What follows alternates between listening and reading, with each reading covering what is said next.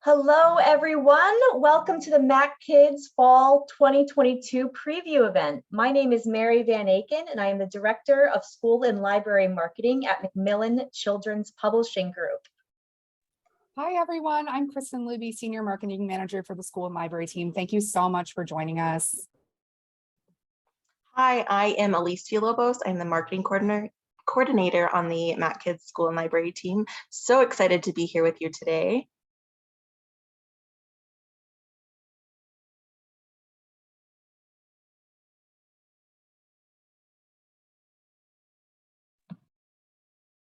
Grace, I believe you are muted for your introduction.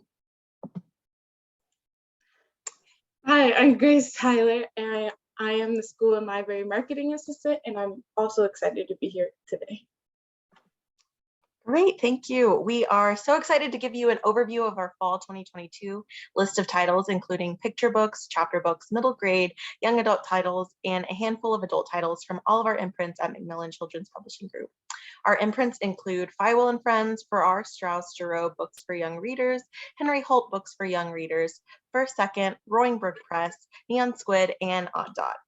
As you may have heard, we are also super excited to have two special guests live with us later in the event. Jazz Hammonds, debut YA author of We Deserve Monuments, and acclaimed author and former teacher librarian Dan Gemeinhart, who will give us a preview of his upcoming book, Middle Grade Mystery, The Midnight Children. We'll also hear from some other special author guests throughout the preview presentation. A few housekeeping notes before we begin. In the chat, you'll see a link for a full list of titles we're discussing today. This link was included in the reminder email you received from Zoom 1 hour ago. To download it, please open that email, scroll to the bottom, and click on the link located there.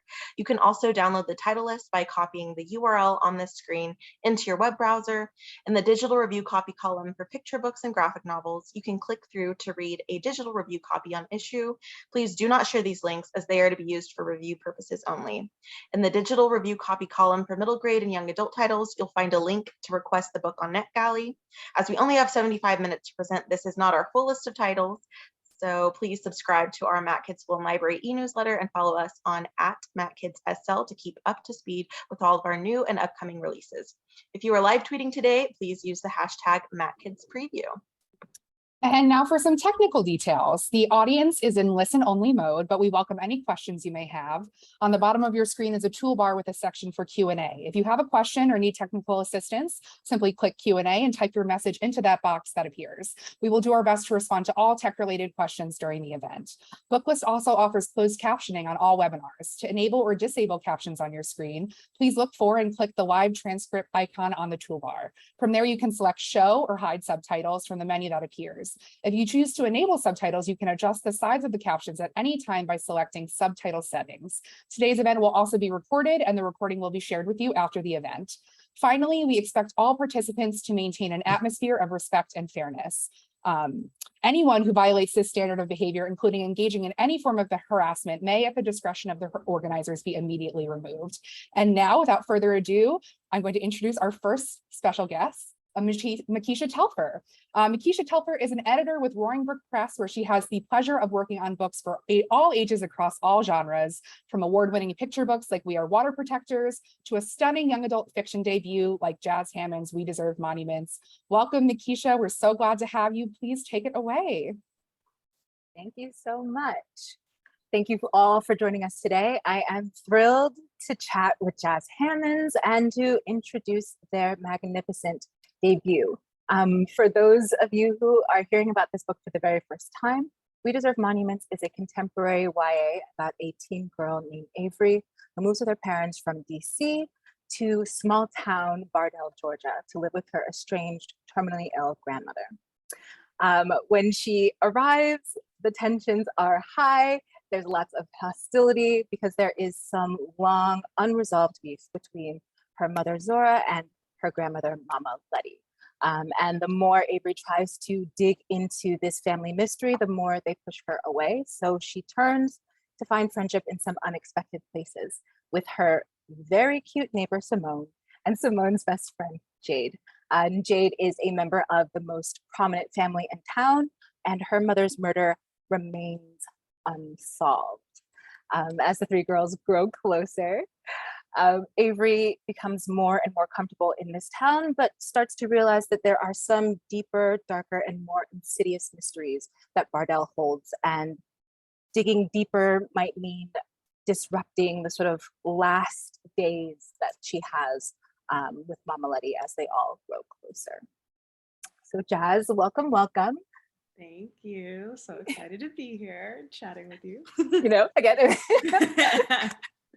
So to sort of kick off this Q&A and make the most of our time, can you tell us what the inspiration behind this story was?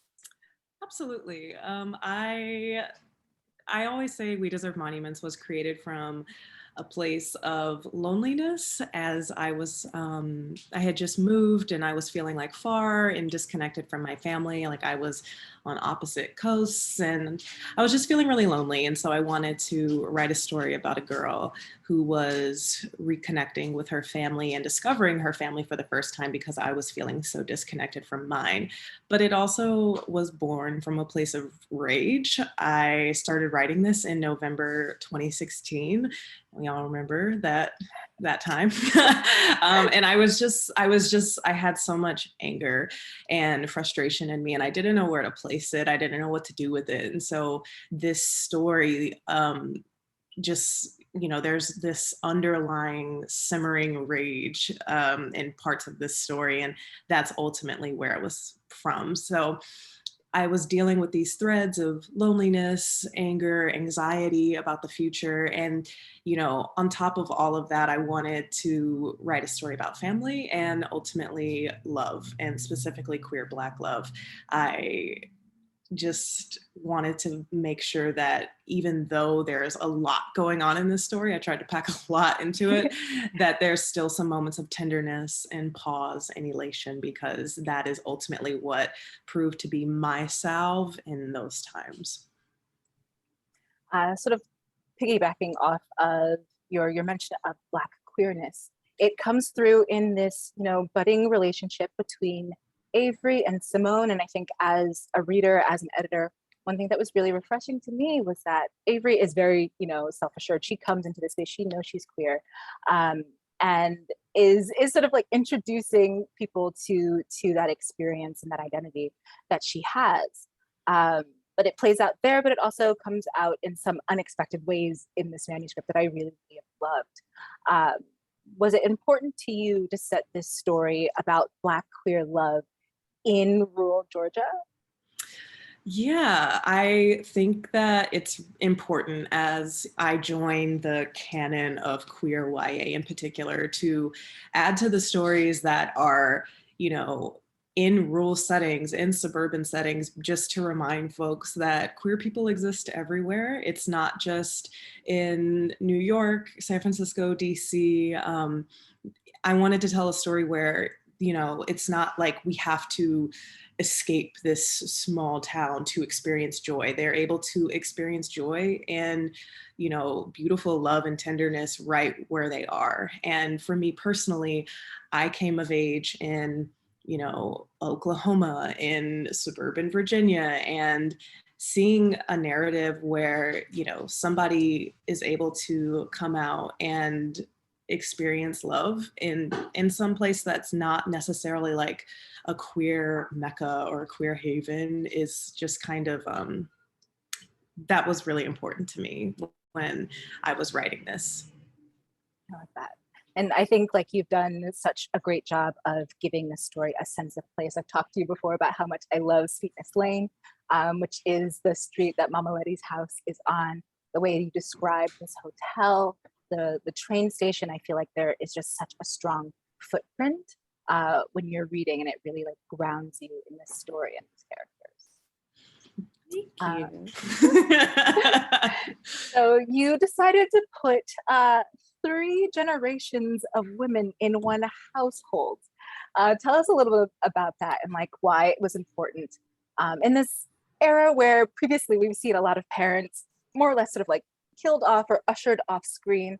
I feel like 3 generations of family in one house really spotlighted is pretty unique in YA. I just think that it was ripe for drama. There is a lot going on here. And I know for me personally, like I grew up in a really small household, like a really small family. So I grew up as a military kid, was always moving around, and I grew up pretty disconnected from my own extended family. So this was in part like the choice to have the grandma be a central character was primarily created out of a longing that I wish that I had gotten to know my maternal grandmother before she passed away, because she passed away when I was only 5 years old. So I wanted to tell a story about 3 generations of women and just that push and pull that happens between, you know, women in particular, when you have like the granddaughter and the grandmother who are like, you know, besties, but there's tension right here, and just like how that can, you know, that can move and shape people's relationships, and just also ultimately like that love that is there and refuses to go anywhere, no matter how many fights they get in, which there are a lot of fights. There are a lot of fights in this book, but ultimately they're 3 women who really care about each other, and in particular, Avery getting to know Mama Letty for the very first time in such a, you know, constrained time frame, that just ultimately was like the heartbeat of what I was going for with this novel. I like that. So We Deserve Monuments has, you know, what we were just talking about, family drama, teenage shenanigans, kissing, a little bit of murder. For you as a writer, what was the most exciting part to write?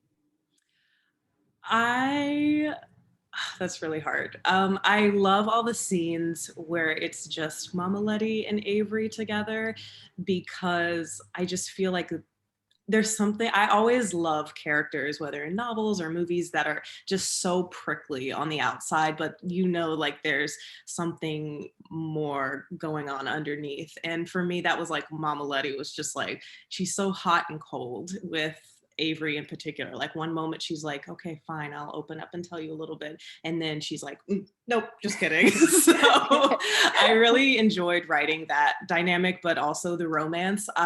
This is probably the finished draft, or the finished novel will probably be like the 20th version of this book that I've written. But there's one scene that has stayed consistent throughout all 20. That's the only one that has stayed, and it's a scene between Avery and Simone, and just their tenderness and their, you know, high school romance that is so sweet and, you know, in my opinion, incredibly romantic. And just also, it's not even just like romantic love, it's just like finding queer kinship for the first time in Simone in particular. That's always had a hold on me, and that's why it's not going anywhere. So if you can guess which scene it was, I would love to. Oh my goodness. Where like every time I'm like, is it like when she's like just like somersaulting into Avery's window with her like bag of French fries? What is it? Is it? It's gonna be a game. Okay, sorry. We did get a 2-minute warning, so but I want to Gotcha. give you a chance to answer this last question. And I feel like we kind of touched on it a bit. But you know, this wasn't the original title for this book when I received this manuscript.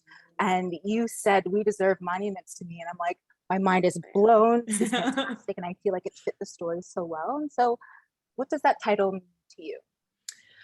We Deserve Monuments actually just, I was just like spitballing titles at my partner one day at the dinner table. I was like, I just had this long list of things and I just said it and we were both like, wait. So it was a moment like that for us as well. But, you know, it does mean it in the literal sense of like Black people. It's like, we deserve monuments. We deserve to be recognized in history.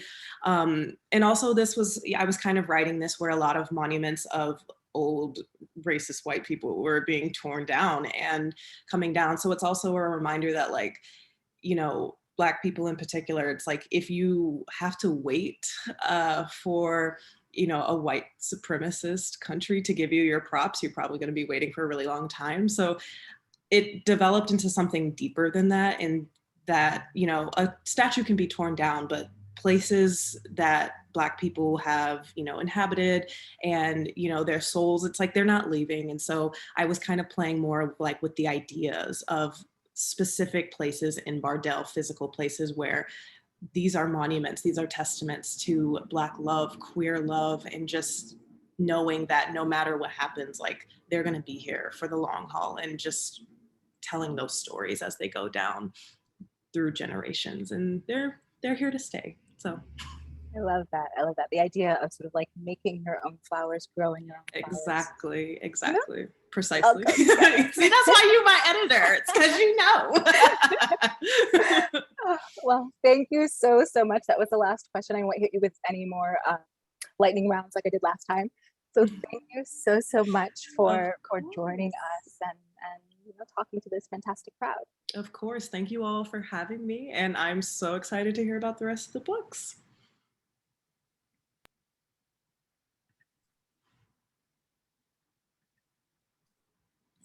Jazz and Makisha, thank you both so much for that really enlightening conversation. I hope if everyone hasn't requested We Deserve Monuments by now, that you will now. It is available on NetGalley. You should log into NetGalley first before using those links in the grid. And if those are not working for any reason, please send me an email at mary.vanaken@macmillan.com, and we'll make sure that gets fixed in our title grid and redistribute it to you. All right, before we move on to our young adult title presentations, I wanted to give a shout out to some standout adult titles we have coming this fall. The first one that absolutely can read down to YA. All of us at Macmillan were pretty floored when First Second managed to secure publication of Shuna's Journey by legendary animator Hayao Miyazaki. This manga about a prince on a quest for a golden grain that would save his land has never been published in English, and we expect this to be a moment of extreme celebration for Miyazaki's legions of fans, and they will not be disappointed by his stunning yet subtle color palettes, watercolor dreaminess, and yes, of course, the perfectly Miyazaki, mysterious, compelling, and unforgettable story. Next up, we have a biography of Vladimir Putin in a format we've never seen before. Andrew S. Weiss and Brian Box Brown deliver a riveting graphic novel chronicling Putin's rise from a mid-level KGB officer to the autocratic leader of Russia, and reveals the truth behind the strongman persona he has spent his career cultivating. They shatter the myth of Putin as a cunning, larger-than-life figure and expose the man behind the facade. This is a compelling must-read for anyone looking for a deeper understanding of this figure dominating so much public discourse. Next up, we have Jim Ottaviani and Gerald Dye bring us another biography to our list this fall, Einstein. This graphic novel biography takes us behind the veneer of Einstein's celebrity, painting a complex and intimate portrait of the world's most well-known scientists. This is the story of a scientist who made many mistakes, and even when he wanted to be proven wrong, was often right in the end. It's a story of a humanist who struggled to connect with people, and it's a story of a reluctant revolutionary who paid a high price for living with a single dream. With that, I'm going to hand it over to Elise Villalobos for our young adult title presentations.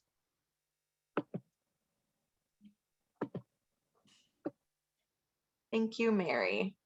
Okay, so first up in young adult, we have The Self-Made Boys. This is a Great Gatsby remix by Anna Marie McLemore. This is the 5th book in our Homegrown Remix Classic series. In Self-Made Boys, readers are swept away into the glittering decadence of New York City in the roaring 20s. The iconic story about privilege, identity, desire, and the allure of the American dream has been re-envisioned from the perspective of a trio of teens, all of whom are trans or Latinx. Spoiler alert, unlike in F. Scott Fitzgerald's version of the story, this iteration of The Great Gatsby doesn't end on a grim note. Instead of being buried by the illusion of the American dream, Nick, Jay, and Daisy all choose to build their own version of it that allows them to be their whole authentic selves. A message a lot of teens can identify with these days. Anna Marie McLemore has proven themselves to be a master of prose. Their career accolades so far include a Stonewall Honor, a James Tiptree Jr. Award, a William C. Morris Award finalist spot, a National Book Award longlist selection, and a veritable galaxy of starred reviews, 23 to be precise. And we also have a Remix Classics educator guide available on our website that you can use to pair with books in the series. We'll drop this in the chat if you're interested in using this resource. And the next book is the SUNBEARER Trials from Aiden Thomas, and we'd like him to introduce the book himself. What's up, everybody? My name's Aiden Thomas, and I'm the New York Times bestselling author of Cemetery Boys, and I am so excited to introduce you to my new fantasy book, The SUNBEARER Trials. In this book, teen demigods compete in a series of challenges with the highest of stakes. The winner receives fame and coveted title of Sunbearer, while the loser must be sacrificed in order to keep the sun refueled for another 10 years. The world building is centered around Mexican culture, and there's loads of queer characters in the main cast. There's Teo, who is the trans son of the goddess of birds, his best friend Nia, who is the daughter of the god of earth, and they adopt 13-year-old Zio, the son of the god of bad luck, who seems destined to become the sacrifice.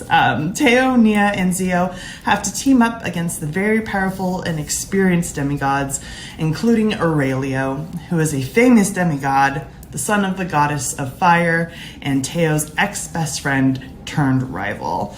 The SUNBEARER Trials is the first book in a duology, so you can expect even more next year. I am so excited for everyone to read and start sharing this story. Yay, so exciting to hear from Aiden. And next we have Duet, Our Journey in Song with the Northern Mockingbird, the latest from nonfiction powerhouse Phil Hughes, and it's Phil at his finest, unmatched nature nonfiction intertwined with a human cultural analysis you won't get anywhere else. This is a study of the mockingbird and its remarkable relationship to human development, from Native American mythology to the Civil War, Charles Darwin to Harper Lee, and the scientific specialties that make this bird particularly resilient, and in fact triumphant in the face of near-extinction, climate change, and erratic human behavior.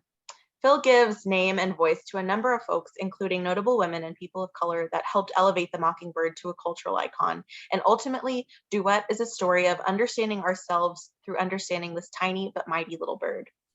The story caps off a trilogy with Phil's other two award-winning bird books, The Race to Save the Lord God Bird and Moonbird. So you know you're about to get meticulous research, nonfiction that reads like narrative, and a universal human story woven into the particulars of this single bird species. This is perfect for kids interested in nature and protecting the environment. And you may have heard the news about Leigh Bardugo's forthcoming book. Discover the start of a grand and sinister destiny in Demon in the Wood, the must-have graphic novel prequel to this best-selling series and international Netflix sensation Shadow and Bone, from spectacular new talent Danny Pendergast and #1 New York Times bestselling author Leigh Bardugo. Before he led Ravka's Second Army, before he created the Fold, and long before he became the Darkling, he was just a lonely boy burdened by an extraordinary power. Feared by those who wished to destroy them and hunted by those who would exploit their gifts, Eric and his mother must hide their true abilities wherever they go, but sometimes deadly secrets have a way of revealing themselves. A fan favorite character, the Darkling is the alluring anti-hero readers can't help but root for. This making of story will delight diehard fans eager to get their hands on new Grishaverse content, as well as entice new readers into the world of Grisha. Danny Pendergast is a cartoonist and illustrator from Parkland, Florida, with a BFA and MFA from the illustration program at Syracuse University. And our next book is Inside the book Opening My Eyes Underwater by Ashley Woodfolk, Essays of Hope, Humanity, and Our Hero, Michelle Obama. You will find emotionally honest and touching essays by best-selling author Ashley Woodfolk. These open, searing stories of bullying, heartbreak, racism, and confidence are woven in with quotes from Michelle Obama as Ashley touches on shared and separate experiences she has with our former First Lady, someone she has always deeply admired. Opening My Eyes Underwater is a book of essays perfect for high schoolers and young adults going off to college or entering the workforce, and a great graduation gift. It's touching, it's personal, it's relatable. Ashley delicately discusses her own life challenges, what she's learned, the advice she'd give to young people, and the cues she has taken from Michelle Obama. Moving on, we have Don't Look Back, a memoir of war, survival, and my journey from Sudan to America by Ashut Dang and Keely Hutton.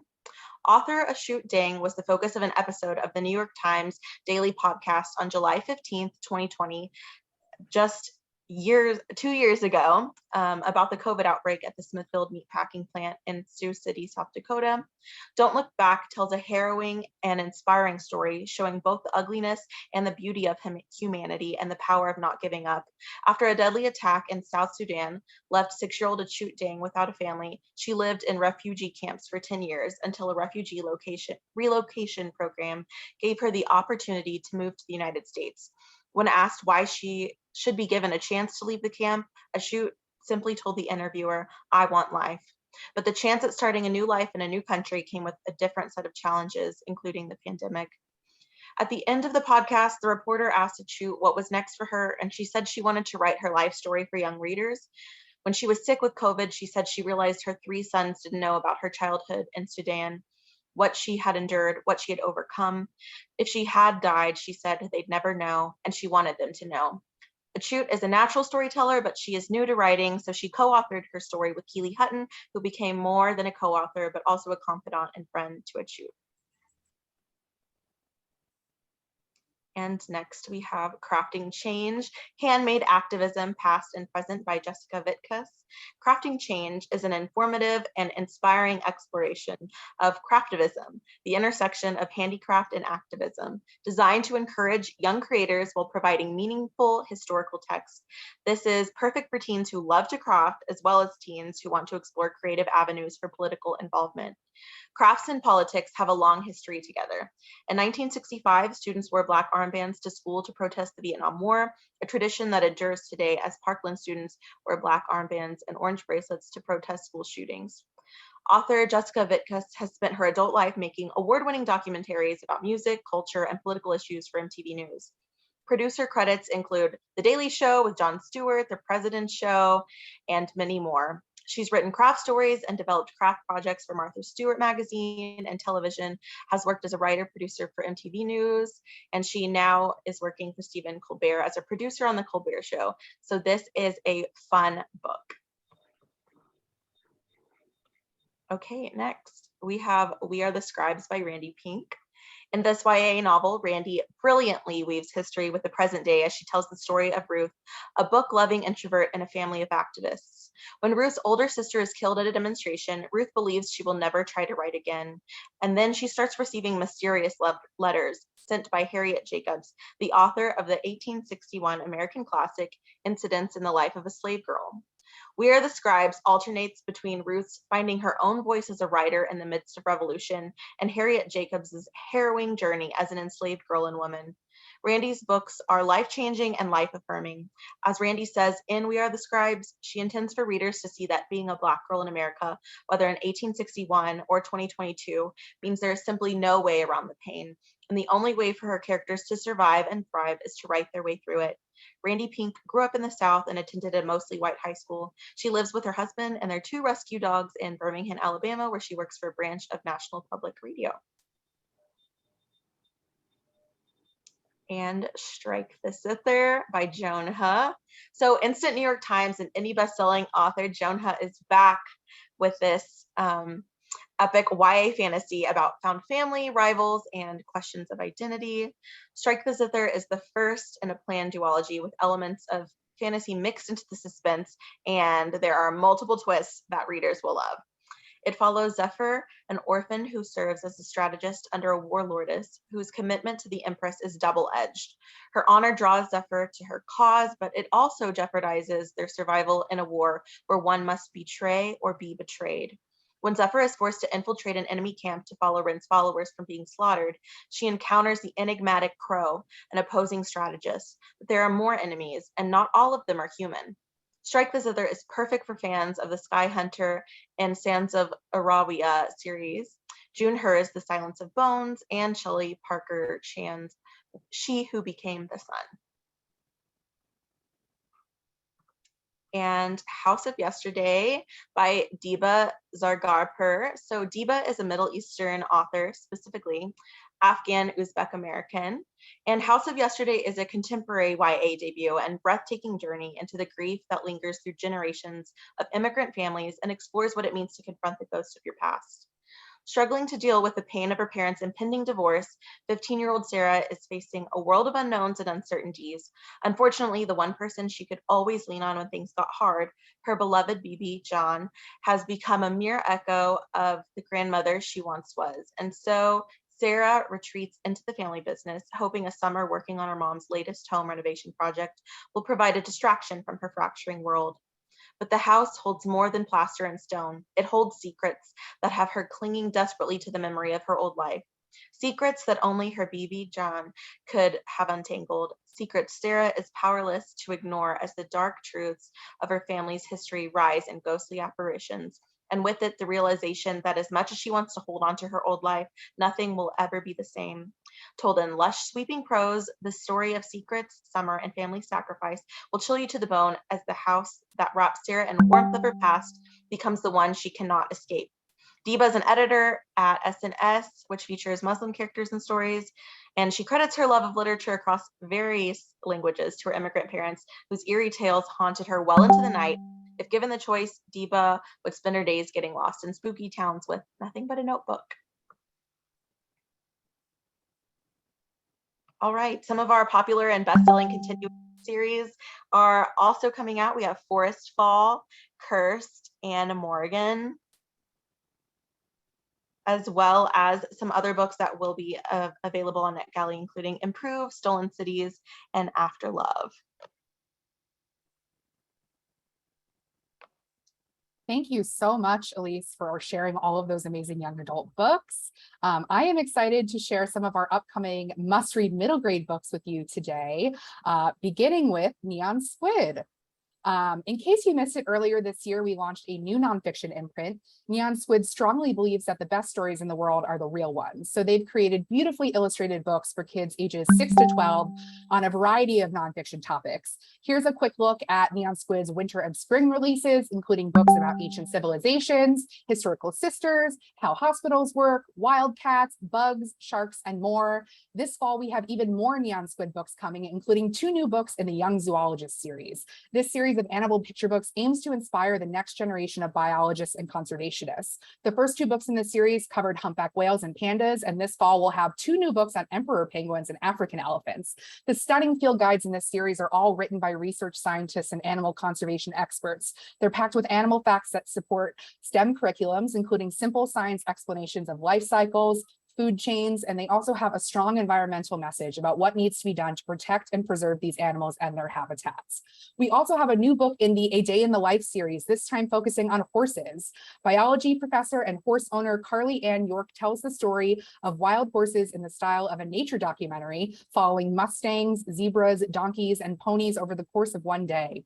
Kids will also get to see horse stories from around the world, from wild horses roaming in abandoned Chernobyl, Ukraine, to wild mustangs fighting on the plains of Nevada. This is the perfect book for your horse-obsessed kids.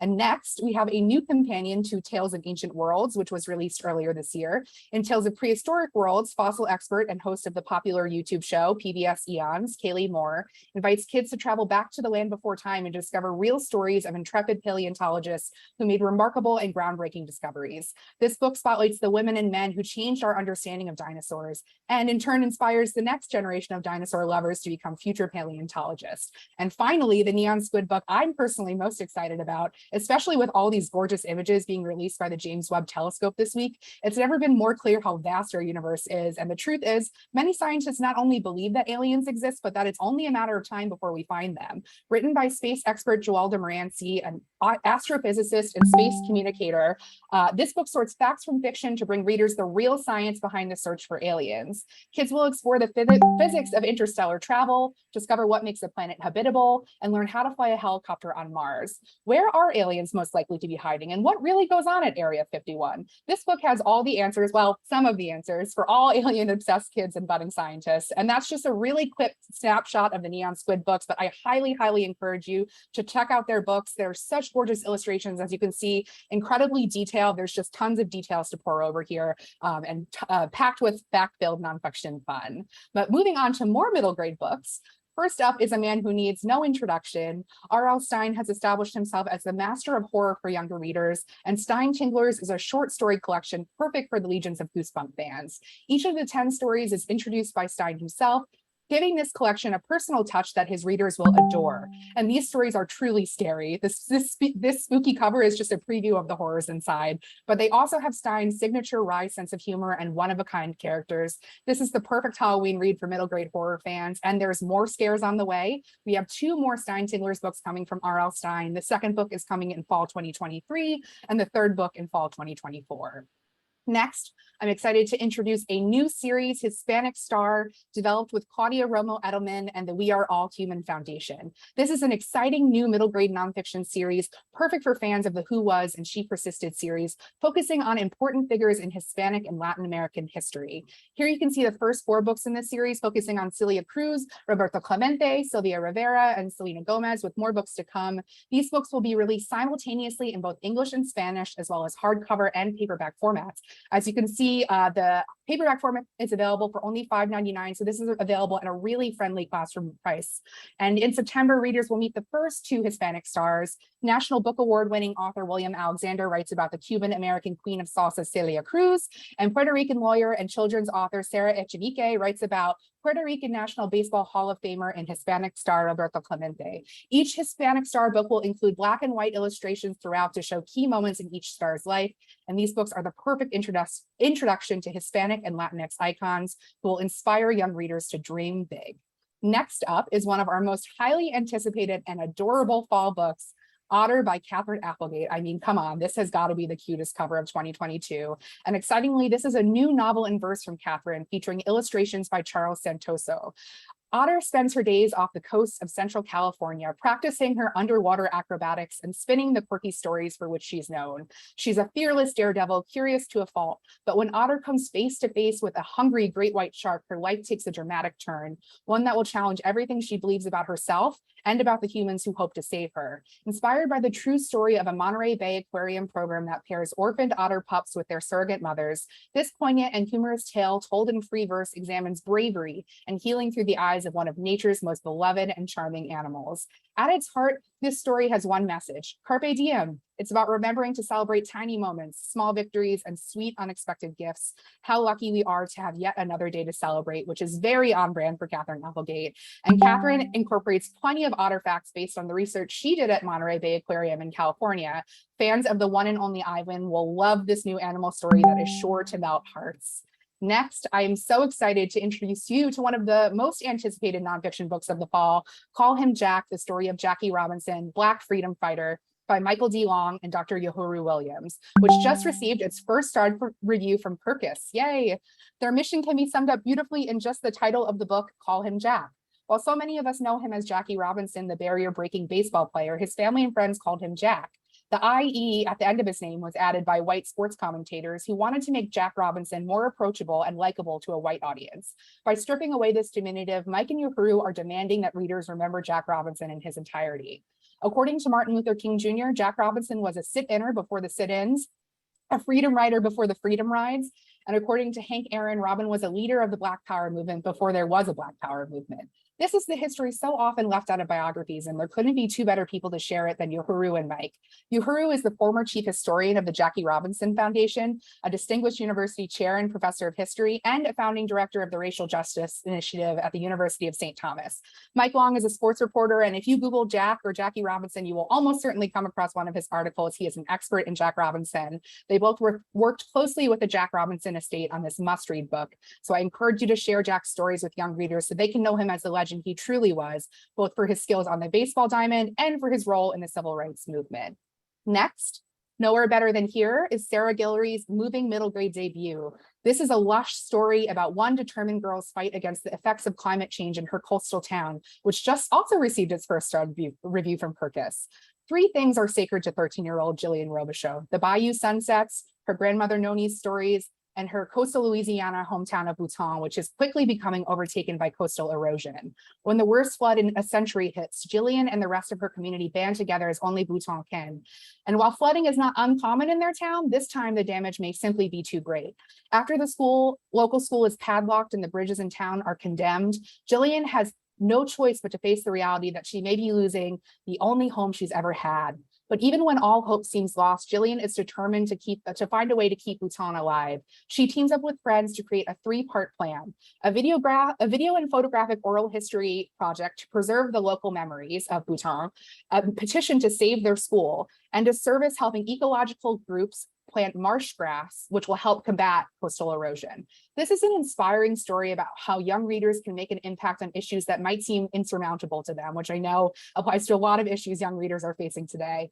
Author Sarah Guillory is a classroom teacher from Louisiana who based Bouton on her real community. The Louisiana setting is beautifully captured in this book, including Cajun, Black, and Vietnamese characters, reflecting the rich cultural diversity of this area. And fans of Barbara O'Connor will love Sarah Guillory's lyrical writing and this heartfelt and hopeful story about home, survival, and eco-activism. Next up, another middle grade debut by K. Tempest Bradford, a Black science fiction and fantasy writer and podcaster. Ruby Finley and versus the Interstellar Invasion will introduce readers to one of the most memorable main characters I've met in quite a while. Ruby Finley is a wicked smart 11-year-old who is a passionate bug fanatic who would do just about anything to be an entomologist. One day, Ruby discovers a bug unlike anything she's seen before and decides to do some research. But this is not just any regular bug. It burns a hole through her window and escapes, causing chaos around her neighborhood. It's up to Ruby and her friends to recover this strange bug before it's too late. Ruby Finley is the STEM hero you've been waiting for. This book is packed with bug facts and details about the scientific method and technology. This is also just a zany and fun-filled backyard adventure story that fans of Clean Getaway and Sideways School will love. Next, Frizzy is my most anticipated graphic novel release of the fall. This is a middle grade graphic novel debut from Claribel Ortega, who you may know as the author of the New York Times bestseller Witchlings, and debut graphic novel illustrator Rose Busamra. I cried multiple times reading the story, both happy and sad tears. Frizzy is just pure chicken soup for the curly girl soul. Readers will meet Marlene, an Afro-Dominican girl who visits the salon with her mother every Sunday to straighten her hair, and Marlene hates it, especially the Sunday before her cousin Diana's quinceañera. Everyone says Diana has good hair, and Marlene should try to look more like her. But Marlene knows her hair will never look that way, and she doesn't understand why her curls aren't beautiful or presentable enough, or why her mother never wears her natural curls anymore ever since Marlene's father died. After a very embarrassing incident at school and with some help from her very cool Tia Ruby, my favorite character in the book, everyone needs an aunt as cool as Tia Ruby, Marlene learns to embrace her natural curls, and in turn, Marlene's own journey to self-acceptance changes her mom's mind and brings their whole family closer together. The story has Spanish phrases woven throughout the text, and Rose's illustrations beautifully depict Marlene's vibrant community and a variety of curly and wavy hair textures. Frizzy also gently unpacks big issues like grief and how our beauty standard is rooted in anti-Blackness. It's just a phenomenal story with absolutely stellar art that you simply cannot miss if you loved graphic novels like Twins or Stargazing. Next, Mariquette and the Ocean of Stars is a magical middle grade debut based on Filipino folklore. After Mariquette is threatened by a sinister shadow god, on her 10th birthday, she discovers that she is in part Diwata, a nature spirit with the ability to weave magic. Mariquette ventures into the land of Encantos, where Philippine gods and other mythical beings dwell. In Encantos, Mariquette will have to fight gods, monsters, and creatures of lore in order to complete her Diwata's journey and save her family. From friendly cryptids to intimidating sun gods, Mariquette is a loving introduction to the magic and legends that populate the Filipino imagination. This is a charming adventure with lush atmospheric writing that effortlessly transports you to its magical world. This is a book perfect for readers who love Spirited Away or The Girl Who Drank the Moon. Next, we are big fans of Rebecca E. Barone on the school and library team. Her debut, Race to the Bottom of the Earth, received 4-star reviews and made multiple best of the year and notable lists. This is just really well done narrative nonfiction. If you like Steve Shankin and Candace Fleming, you will love Rebecca's writing. Unbreakable recounts one of the most dangerous wartime code-breaking efforts ever, in which a team of the greatest minds in Western Europe, including Alan Turing, tried to crack the most uncrackable code, the German Enigma machine. The key to defeating Hitler and the Nazis lay in breaking open Enigma's cipher. The Enigma story has been told in pieces in middle grade nonfiction, but rarely has the full scope of this world-changing event been chronicled for young readers. Rebecca has a particular skill for combining history and STEM. She has an engineering degree and has written for numerous STEM-focused young readers magazine, including Muse.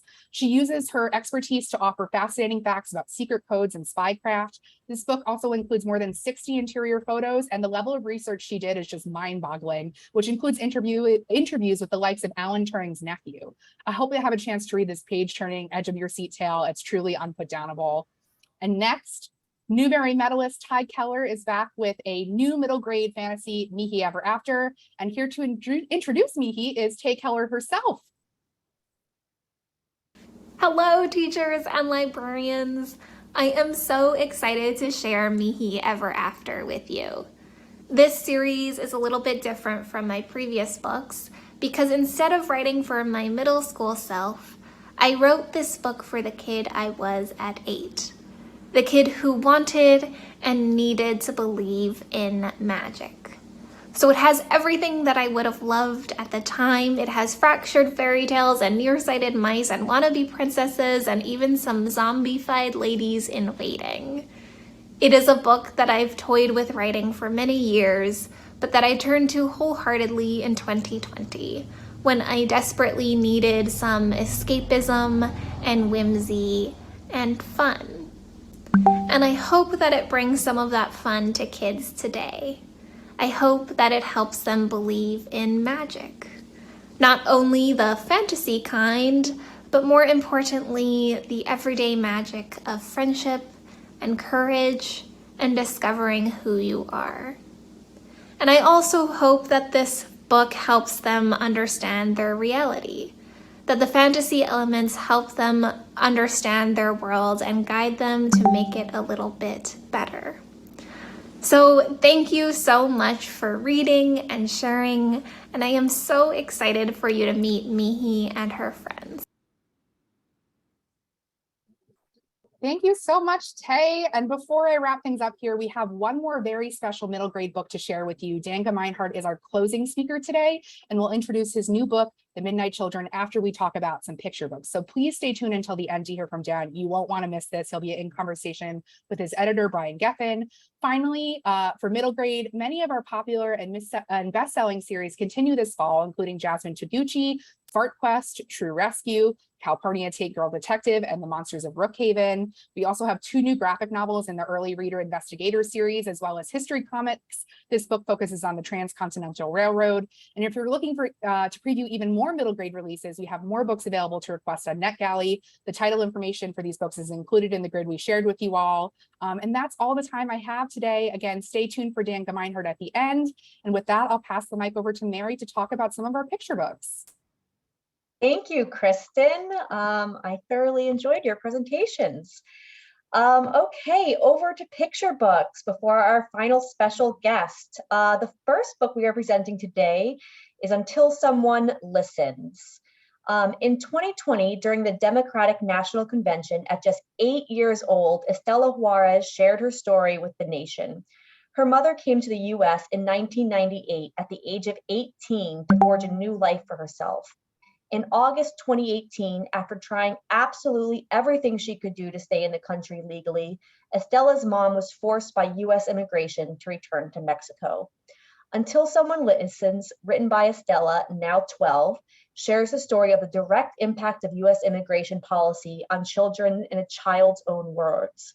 Estela describes across several heartbreaking spreads what it was like to experience life's milestones many miles from her mother. But the overwhelming message of this book is that every single person has a voice. As Estela gained confidence to write about her experiences, she eventually wrote a letter to President Donald Trump that went viral and brought national attention to the issue of family separation. In her words, she discovered, "My words have power. My voice has power too. and I won't stop using my voice until someone listens. Next slide, please. This picture book, publishing simultaneously in English and in Spanish editions, is a call for all of us to recognize the power of our own voice to impact change. I invite everyone to sign up for our Until Someone Listens letter writing campaign to receive a classroom set of postcards to share with your students in your classroom or library to fight to keep families together. We just dropped the registration link in the chat, so sign up today and you'll receive more information about this campaign this fall. Our next book is Brown is Beautiful by Supriya Kelkar, illustrated by Noor Sophie. In her author's note for Brown is Beautiful, Supriya Kelkar notes that she hopes this book serves as a reminder to all of the world that brown is beautiful in all its shades. Supriya grew up in a town where very few people looked like her. Over the course of her childhood, she started to think that brown is not beautiful, that brown is something that needs to be corrected. This messaging is reinforced to children by corporations, their peers, the books they read, and in so many other ways. This book is a gentle, timeless celebration of the color brown. In the book, a girl takes a walk with her grandparents and discovers the many different shades of brown that exist in nature and the strength this color represents. Noor Sophie's art is truly luminous and brings the natural splendor of this walk to life in every shade of brown you can imagine. The story ends with a sweet reveal when the girl's parents come home with a new child, and the narrator reflects, brown is potential, a new life crying out, a warm seed waiting to sprout. This poetic story is perfect for story times and a great discussion starter about self-love and affirmation. Our next book is A Book Too Can Be a Star, the story of Madeleine L'Engle and the making of A Wrinkle in Time. As NASA revealed the first images of the James Webb Telescope this week, I couldn't help but think of the quote from Madeleine L'Engle that leads off this book. A book too can be a star, explosive material, capable of stirring up fresh life endlessly, a living fire to lighten the darkness, leading out into the expanding universe. Is there a better way to capture the power of books? This picture book biography of Madeleine L'Engle, co-written by her granddaughter, Charlotte Jones Voiceless, and Jennifer Adams, does a beautiful job connecting young Madeleine, an only child filled with wonder and so many questions, with the adult Madeleine who used her writing to attempt to both ask and answer life's biggest questions. Through her at times challenging childhood, Madeleine discovered the many ways that art and looking out into the universe can make one feel connected to the world around them. The final third of the story connects the dots to A Wrinkle in Time, a childhood staple in a book that many thought would never succeed, but Madeleine knew otherwise. It concludes with extensive matter about Madeleine's life, making this a great resource for young readers who are familiar with Madeleine's work, but who have not yet been introduced to the woman behind the phenomenon. Our next title is Off the Wall by Theodore Taylor III. Theodore Taylor III received the John Steptoe Award for New Talent for his illustrations in When the Beat Was Born, DJ Kool Herc, and the creation of hip hop. Since then, Theodore has seen much success as an artist of books by authors as varied as Lil Nas X to Shaquille O'Neal. This book is really special though because it's his debut as both an author and an illustrator, and we're thrilled to introduce it into the world this fall. Theodore's debut is a love letter to graffiti and finding your place. The book follows Sam, whose family moves across the country from a city to a small country town that she just can't find her place in. This all changes when she discovers graffiti mural on the side of a building, and even more so when her cousin takes her around the city to enjoy graffiti everywhere, from the sides of trains to moving vans to billboards, and eventually an abandoned warehouse being transformed by local artists into a community center where she finally feels she belongs. Don't miss, next slide, please. Don't miss the author's note at the end of the book, which delves into how Theodore came to love graffiti, the ways in which it jump-started his interest in underground hip hop and graffiti culture, and how graffiti transforms communities and serves as an essential means by which people can express themselves. There's so much room for rich discussion following a read aloud of this kinetic and inviting author-illustrator debut. Next slide. What Are You by Christian Trimmer with illustrations by Mike Curato. This book is the perfect choice for first conversations about stereotypes and race. Author Christian Trimmer and illustrator Mike Curato introduce young readers to 3 dogs, 2 poodles and 1 puggle, When the poodles repeatedly ask the puggle, "What are you?" and then proceed to force their own stereotype of pugs and beagles on the puggle guides them to understand how their own bias and stereotypes have guided their assumptions about who he is. Following the story, Dr. Danielle Riez, a child psychologist, provides tips for caregivers and conversation starters. Christian and Mike hope this book encourages conversations about race and culture with the youngest readers to ultimately weave a fabric of inclusivity, acceptance, and mutual respect for others. The conversation starters ask questions like, what are assumptions others have made about you that have been wrong? And what are examples of things we cannot know about a person just by looking at them? Use this early in the year to start these discussions and revisit throughout the year to underscore the importance of keeping this learning front of mind. Next up, we have The Christmas Book Flood by Emily Kilgore with illustrations by Kitty Moss.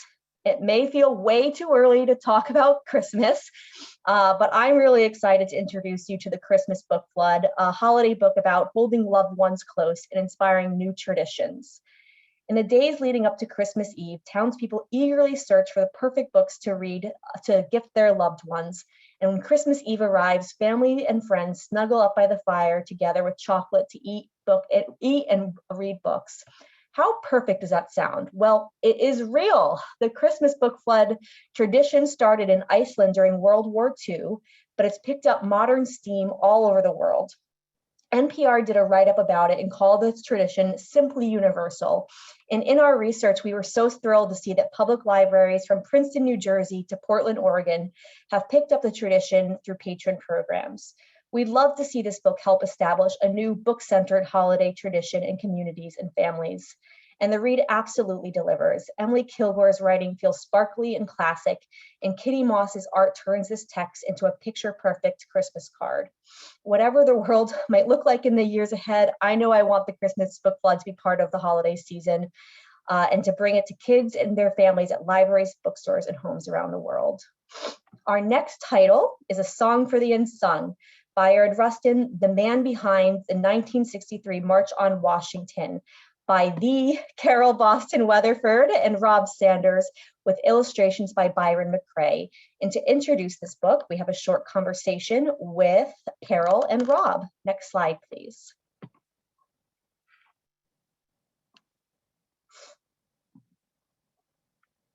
Hello, I'm Rob Sanders, and I'm here with Carole Boston Weatherford, and we're happy to be telling you a bit about our new book coming out from Henry Holt called A Song for the Unsung, Bayard Rustin, the man behind the 1963 March on Washington. It's illustrated by Byron McCrae, and we can say it's lovely. The illustrations are beautiful and will take readers into an even deeper experience. Bayard is a man that a lot of Americans don't know about.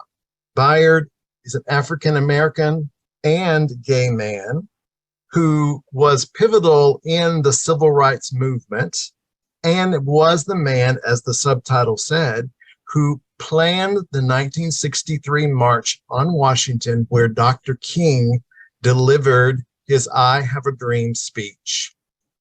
Carole, why the title A Song for the Unsung?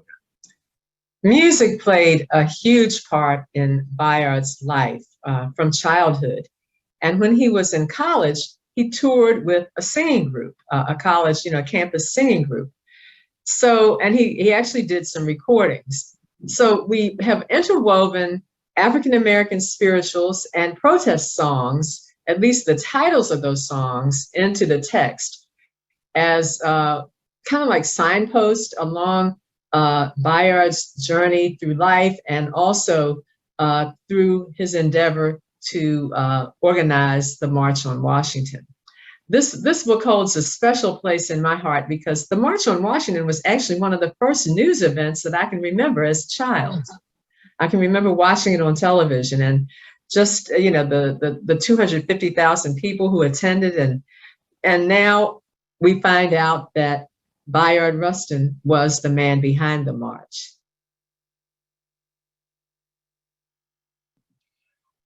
You can watch more of that video online at bit.ly at a song for the unsung. There's a 6-minute video of Carole and Rob in conversation together about this really sensational book. Okay, next slide, please. Our next title is You Matter to Me. In this picture book, a dog describes what it's like to go on walks with his Black owner and wishes that people would see his human as he does, with love. Biscuit the dog is adopted from the shelter and loves his new home and new family. The dad especially takes good care of Biscuit and is the person who walks him the most. But Biscuit soon realizes that not everyone shares his feelings about his human. With honest, age-appropriate storytelling, Dwayne Richards starts a conversation about racism that is essential for all ages. Next slide, please. Our next title is She's Saying for India. This is a beautifully written and illustrated biography of Madurai Shamakwadwidu Subbalakshmi, a musician whose career spanned 7 decades and helped transform what opportunities are available for women singers in India. To read this biography is to be blown away by Subbalakshmi's perseverance and dedication to her art. Born in 1916, she strove for years to take stages that to that point only granted to men, and ultimately graced some of the largest stages in the world.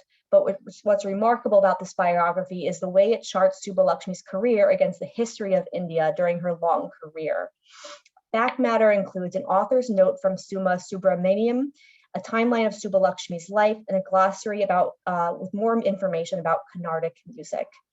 My last title today, before our special guest, is Blurp's Book of Manners by Cindy Derby. And really, what can I say about Blurp? Blurp is a sentient paint blob. Sometimes Blurp accidentally eats hamsters or professors. Blurp is the star of incomparable Cindy Derby's next book on the Roaring Brook list, and Blurp is a beautiful soul. Our story starts with an uptight etiquette instructor named Mrs. Picklepop. She's excited to teach you all sorts of prim and proper manners, but when she falls off her stool while painting introductory lessons, she creates a giant mess of paint. And Blurp, a stray splotch of blue paint with a big heart and a penchant for chaos. As Mrs. Picklepop valiantly tries to go on with her lesson, Blurp inadvertently interrupts her again and again and again, until finally Mrs. Picklepop snaps. "Go away, you are ruining my lesson," she shouts. And for once, Blurp does exactly as he's told. Ultimately, lessons are learned, apologies are offered, and friendships are formed in this uproarious tale of chaos and kindness from the brilliant mind of Caldecott honoree Cindy Derby. And I can't wait for you all to get to know Blurp, but we are going to move on now to our special guest. I encourage all of you to check out the additional picture books that are on our title grid, including The Football Family, Me Gusta, Seasons of Light, The Adventures of Quai Quai by Serena Williams, if any of you are big fans, If Dinosaurs Had Hair. Next slide, please, and even more books. And next slide. We also have popular and best-selling continuing series. I am personally a huge fan of the Escargot picture book series by Dashba Slater. Love Escargot comes out at the end of this year. And now I am so excited to turn it over to Elise to introduce Brian Geffen, Dan Gemeinhardt's editor. Yay! Okay, so we are about to have Brian Geffen and Dan Gemeinhardt speak. So Brian is a senior editor at Henry Holt Books for Young Readers, an imprint of the Macmillan Children's Publishing Group. He has worked with wonderful creators such as Dan Gemeinhardt, Danielle Clayton, Rin Graham, Jeanette Arroyo, Dr. Crystal Fleming, Juliana Randall, Julie C. Dow, John Flanagan, Remy Lai, Katie Rose Poole, and so many more. Brian acquires a wide variety of young adult and middle grade fiction, particularly fantasy, realistic, contemporary, and action adventure, as well as graphic novels and humorous picture books. Born and raised in Queens, New York, Brian is a fan of traveling, eating, late 90s hip hop, and foreign languages. And I will go ahead and pass the mic to you two. Thank you for joining us. Thank you, Elise, and hello, everyone. Thank you so much for having me, and I'm so excited to be here with Dan to talk about his new book, The Midnight Children, which you're all in for a great treat. Before we start our conversation, I want to tell you a little bit about Dan. So Dan Gemeinhardt lives in a small town smack dab in the middle of Washington State with his wife and 3 young daughters. He was lucky and grateful to be a teacher librarian in an elementary school for 13 years, where he got to share awesome books with awesome kids. So he's among his people right now. He loves camping, cooking, and traveling. And in addition to his upcoming The Midnight Children, which I just want to call out what you saw on that slide, so far 3 for 3 on starred reviews. He is also the author of the critically acclaimed The Remarkable Journey of Coyote Sunrise, The Honest Truth, Some Kind of Courage, Scar Island, and The Good Dog. Hey, Dan, how you doing? Welcome. Good. How are you doing? I'm excited to be here. Likewise, likewise. So I'm going to jump right into it with a simple, but I think like deceptively layered, complex question, which is, where did the seed of the idea for The Midnight Children begin? Right. And so this, all stories have origin stories of their own. And this one's probably my favorite origin story of my books, because this story, Midnight Children, started as kind of a bedtime story that I was improvising, making up for my oldest daughter when she was probably 3 or 4 years old, and trying to speak in a calm tone, trying to just spin a tale to make her lay still and go to bed. And I started this story, and it started with a scene where a boy is in bed in the middle of the night, and he sees a mysterious group of children move into the abandoned house across the street. No grownups, no furniture, just 7 kids all by themselves. It quickly became a little too scary and too intriguing to continue as a bedtime story. And a lot of that story has changed. It's really grown and evolved over the years. I've written many different versions of the story. That 4-year-old is now about to start her junior year in high school. So this has been a story I'm spending a lot of time telling. But I love that it started that way. And hopefully it still kind of lands that way, not as a calming story, but as a story that's fun to tell and fun to listen to and fun to read, and a story that's fun to fall into. I have to ask you, has she read the finished book? She has read an earlier version of the Okay. Okay. Yeah. Very exciting. I hope she approves. I hope she approves. Right. And I mean, you kind of touched on this. Clearly, the story has evolved over time, and you have this wonderful balance, I think, between intrigue and these deeper storytelling themes. And I think it's something I know we both love about middle grade, this ability to kind of offer exciting, action-packed story while also weaving in deep introspective and philosophical questions that many middle grade readers are likely thinking through themselves. I know that was something that attracted me to many books as a middle grade reader. And in The Midnight Children, you just beautifully explore the feeling of loneliness and wanting to belong and wanting to find home with a capital H, like so many kids do. But how do you go about striking that balance between plot intrigue, excitement, and these sort of deeper issues of characterization and life? Yeah, I love that question, because that is something that I really kind of strive for, I think, in all of my stories. And when I do, sometimes I do adult writing workshops at conferences or whatever, and I do one that's about what I call the crunch and the chew, that I love stories that have both the crunch, like the exciting, interesting plot, but also the chewy stuff, like the emotional, deep thinking, emotional marks. And so I always really, in all my books, have really strive for a balance between a fun, gripping, page-turning plot, but also some stuff to really feel and some stuff to think about. And there's great stories on all parts of the spectrum. There's some that are just crunchy, they're just plot, and there's some that are just chewy, they're really emotional interior stories, and all of those are great. But me as a storyteller, and me as a reader, I love those stories that really try to deliver both. Yes, a story that's going to keep you turning the pages, but a story that's also going to bring you the feels and make you feel and think big things. And, that is something I think that middle grade readers also really like, because middle grade readers are really thinking about big stuff. It's a really interesting time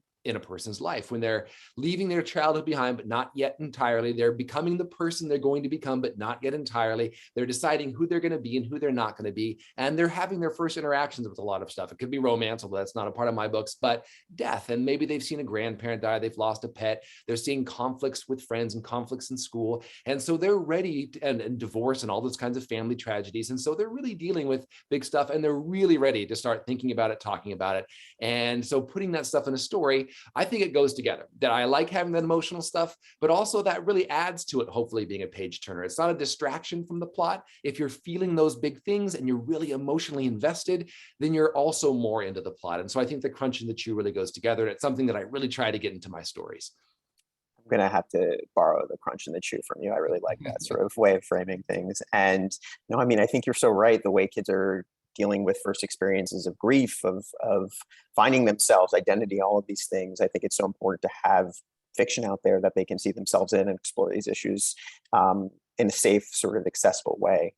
And you are clearly, you know, a middle grade writer in the truest sense. This is your 6th middle grade novel, and you've clearly kind of carved out a wonderful niche in this space. And, you know, you've touched on this a little bit in your last response, but I'd love to kind of focus a little more exclusively on what draws you to writing for this audience in particular.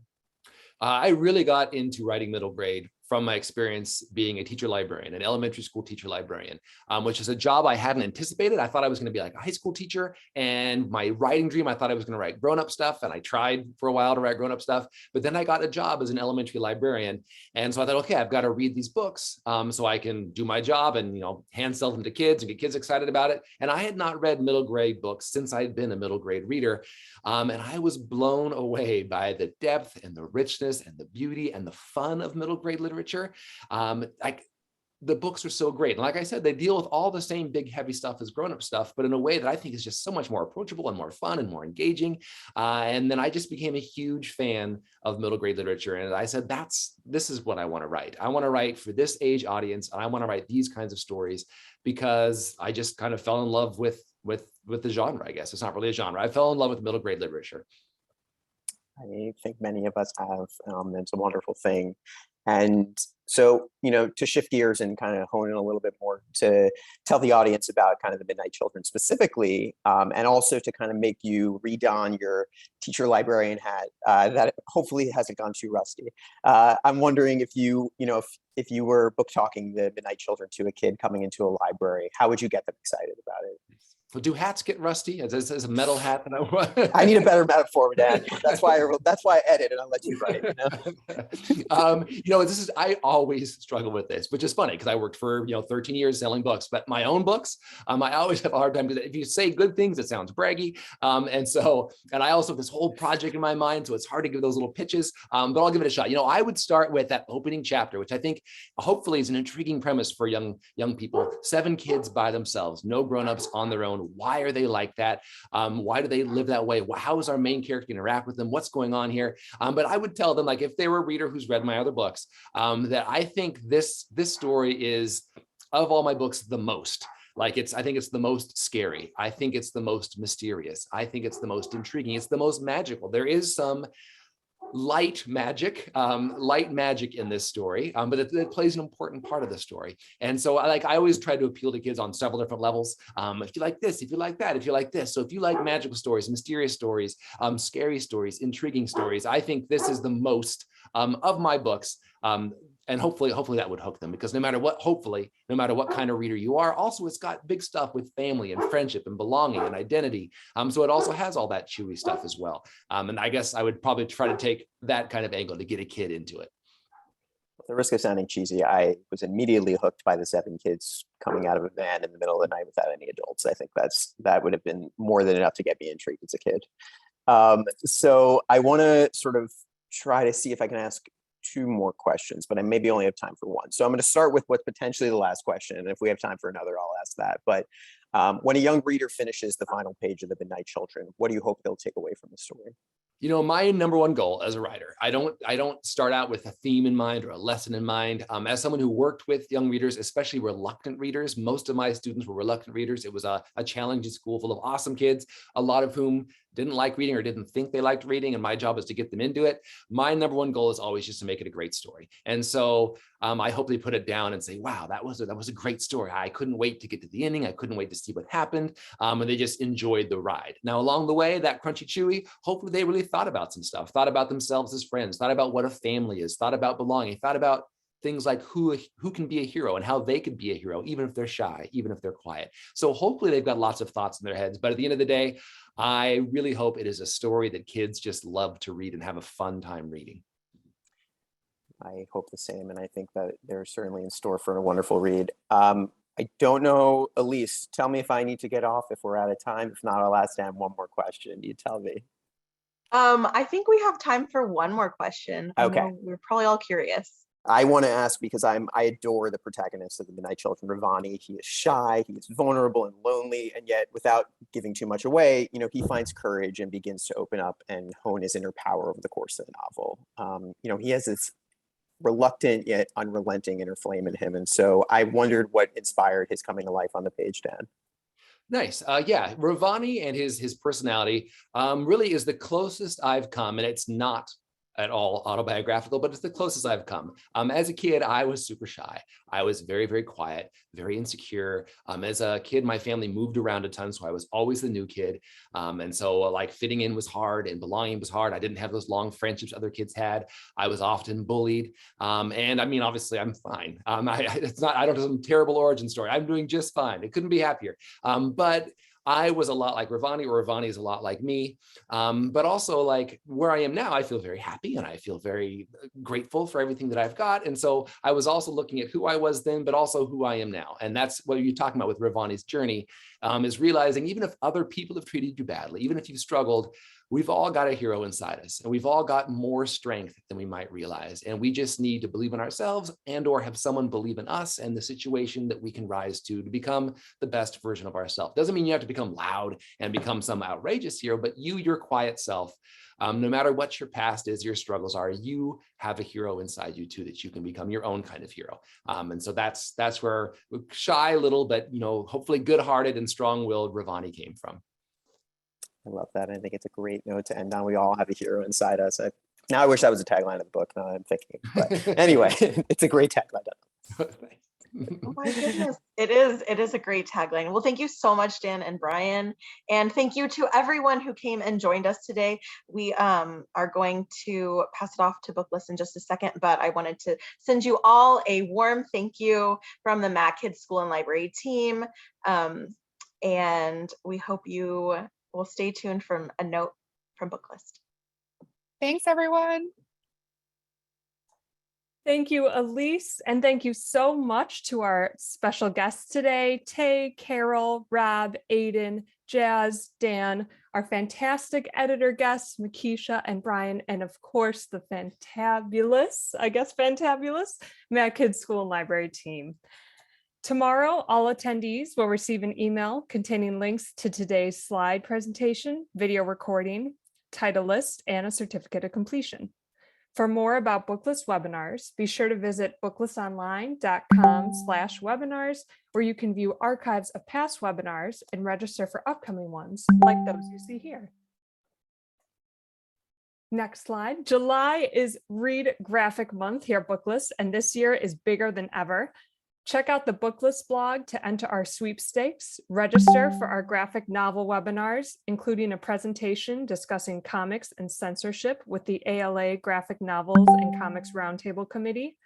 Listen to the Read Graphic playlist on our YouTube channel, and of course, read this year's Guide to Graphic Novels, which you see on the screen.